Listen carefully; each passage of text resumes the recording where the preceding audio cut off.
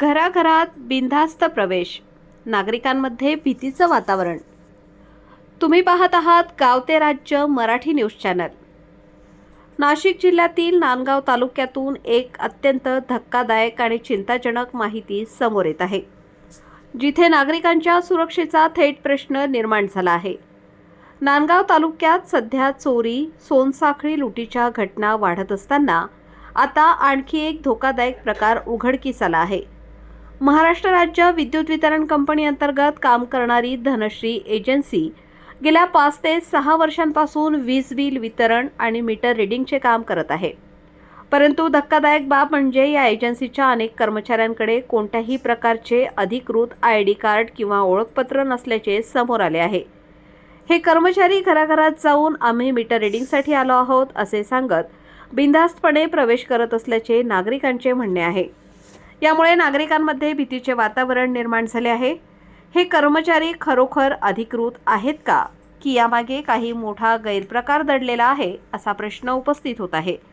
या संदर्भात आमच्या प्रतिनिधींनी महावितरणच्या सहाय्यक लेखापालांशी संपर्क साधला असता त्यांनी स्पष्ट सांगितले की मीटर रीडिंग किंवा बिल वितरण करणाऱ्या प्रत्येक कर्मचाऱ्याकडे आयडी कार्ड असणे बंधनकारक आहे। मग प्रश्न असा निर्माण होतो की आयडी कार्ड नसताना हे कर्मचारी काम कसे करत आहेत? महावितरणचे अधिकारी याकडे दुर्लक्ष का करत आहेत? नागरिकांच्या सुरक्षेची जबाबदारी कोण घेणार? नांदगाव तालुक्यात सुरू असलेल्या या प्रकारामुळे नागरिकांमध्ये तीव्र नाराजी व्यक्त होत आहे। यावर तात्काळ कारवाई होणार का, की हा प्रकार असाच सुरू राहणार? संपादक विजय धामणे, नांदगाव, नाशिक। आपलं शुभ नाम? राजेश प्रेमचंद सबरवाल। मी सहाय्यक लेखापाल म्हणून नांदगाव महावितरण मध्ये कार्यरत आहे। सर, तुम्ही रीडिंग वगैरे आणि त्याच्यानंतर बिल वाटप करता, कुठल्या एजन्सीला काम दिलेलं आहे? नांदगाव शहरामध्ये धनश्री नावाची एजन्सी आहे, ती बिल वाटपाचं काम करते।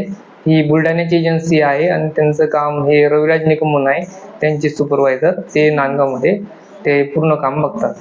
सर, त्यांना आयडी कार्ड वगैरे गणवेश बंधनकारक आहे का?